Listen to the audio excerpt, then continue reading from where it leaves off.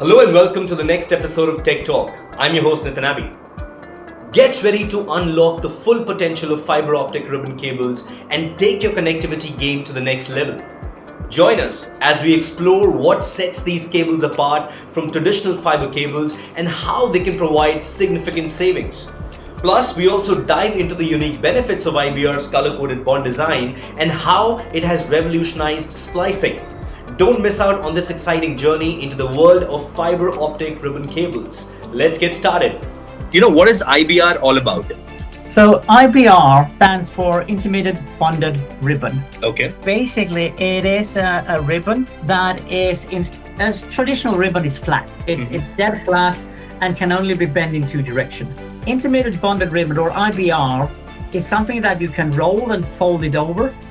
So you roll it into a tube, and then that can now be bent, and it's flexible in all directions like you are bending a normal fiber. So IBR is all about ribbon technology, and by ribbon technology you're saving on splice time, but without the limitation that you do have in a very stiff and unflexible traditional flat ribbon fiber bundle.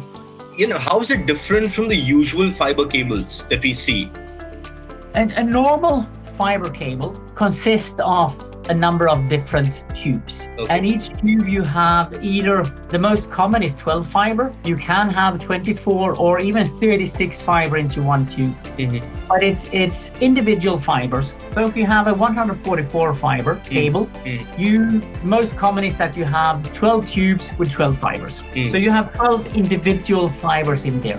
When you are preparing the cable, you need to take out the tube, and then you take each individual fiber into your splicer cassette, and you splice the fiber one by one by one by one. But inside the closure or the cabinet, you can route the fibers fairly easily to the splice cassette. When you have ribbon, then you don't have one by one. Now everything, you have 12 fibers in the same group that are linked together. When you do the splicing, you can now splice 12 fiber at the same time. So instead of doing one fiber and then you splice one fiber, you're splicing 12 fibers and then splice 12 fibers again. So by simple logic, you are speeding it up a lot. Okay.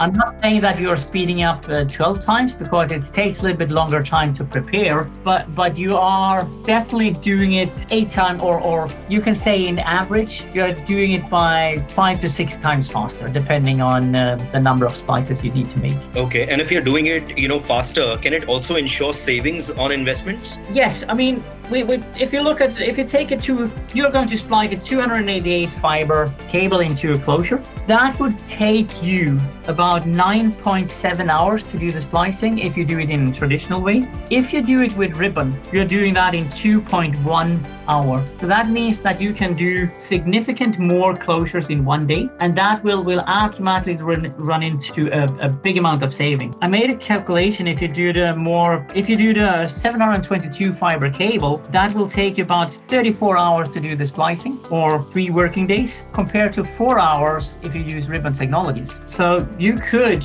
say that you could do 2 of these closures in one day compared to 3 full working days, and this is for one 720 fiber cable. So that is how much you are saving. And then how that is translating into money depends a little bit on what country you are in. So the saving of the all will be on the installation time. Okay. You are saving a lot of time in the installation, but that time saving will result in money. I mean, as the example I mentioned, if you are spending 3 days to splice a closure to make that cable ready, compared to if you do the same work in 4 hours, that is speeding up your installation. Okay. And when you speed up the installation, shorten installation time, you can have your installers working on other projects, do the whole installation with fewer people. That gets me to my next question. IBR is color coded. It has a color coded bond design. So how can the color coded bond design, help splice the ribbons in 80% less time as compared with the traditional loose tube cables? 80% less time, yes. But the 80% less time is coming from that you are splicing 12 fibers at the same time versus one fiber. It's a little bit that I tried to explain before, that when you have 12 fiber, you need a little bit longer time of preparation to put in the splice equipment, and therefore the time saving is not 1 to 12. The 80% is very much related to that you splice 12 fiber. The color-coded bond helps to identify everything. Okay. You need to be able to identify the different IBR or bonds or ribbon types, and that you are having the color-coded bonded is helping to do that, so you know what kind of fiber you are splicing together. But I wouldn't say that it's the color-coded bond that helps to reduce the splice time. How does this product compare to the non-ribbon cables? So the good thing is that both the good and the bad. I mean, the benefits and the disadvantages. You can.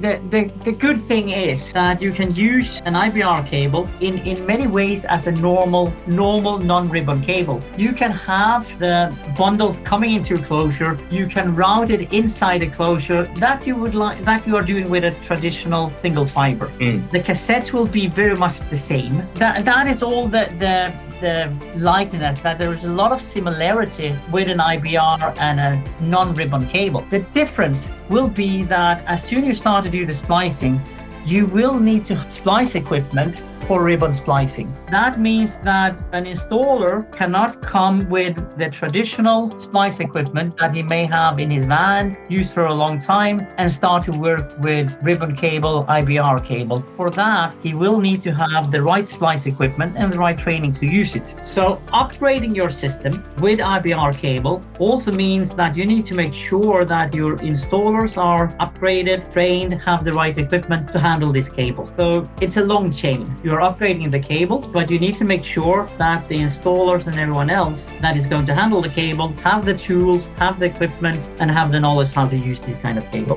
Traditional cables, I think it's important to understand the similarities, that with a traditional cable, when you're going through closure, you are routing the fiber. You're taking the fiber into the closure and then you route it into the cassette. Or if you're not using it, you have a storage area where you store the fiber until you're going to use it and splice it. With an IBR, it's exactly the same.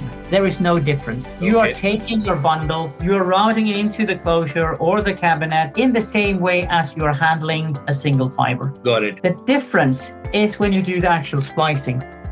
When you do the actual splicing, the difference is that now you're splicing 12 fibers together instead of one. That requires different splice equipment.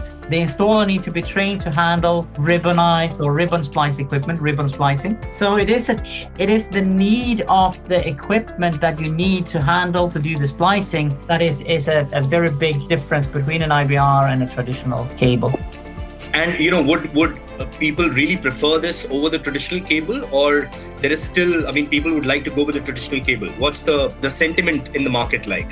People have been aware of ribbon cables for a long time with a traditional flat ribbon. In many cases, they are not super keen to work with that. First of all, it takes more space. The cable will be thicker.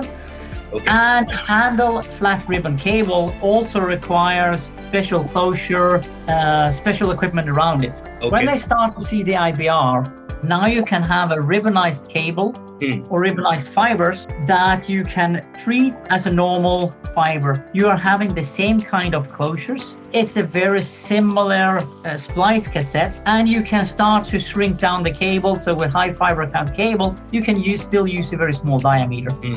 So people are very enthusiastic and say, yes, that looks fantastic. We will start working with it. But since it's not only to change the cable, they also need to make sure that the installers have the equipment and know how to do ribbon splicing.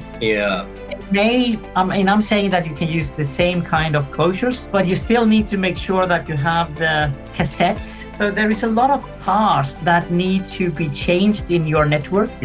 That is the biggest hurdle to overcome, is that to get access to all this time saving, to do a quicker installation, you also need to think through your whole supply chain. What is the product? And again, that is one thing that I really like about Optic and our closures. You can use the same closures. Everything is as it is, but you just change the cassette and not fitting for an IBR. Okay, so that's how it makes it, streamlines the whole process. Yes.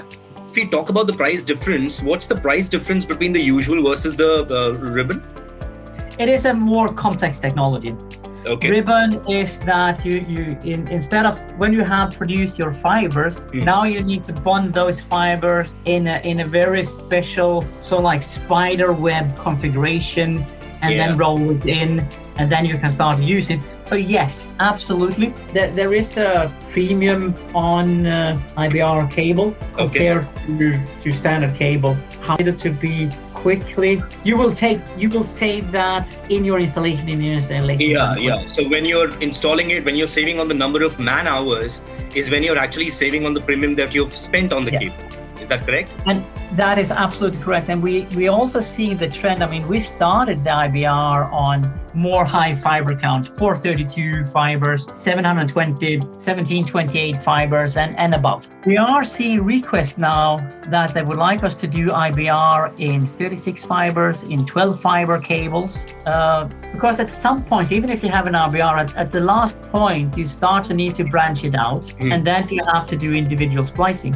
But even now in the low fiber count, if you can keep it as an IBR all the way to the very last connection when you go in with 1 or 2 fiber to the consumer, you still have a lot of saving in your network. And you have so many access points where you need to do, even if it's 36 going out to 12 fibers, you still save so much time in all this splicing preparation that they are coming to us now and say, well, it's good, we like your IBR, we are using for 432, 144, what about 12 fiber? What about 36 fiber? So it won't happen overnight due to the reason that you need the right equipment, training, but the trend is there. You are definitely moving towards IBR and use it longer and longer out in your network. Got it. But again, it's not, if I look at Europe, we have market that is very traditional. It will take much longer to convince them to start using something that they haven't used for the last 20 years. That's correct. That is correct.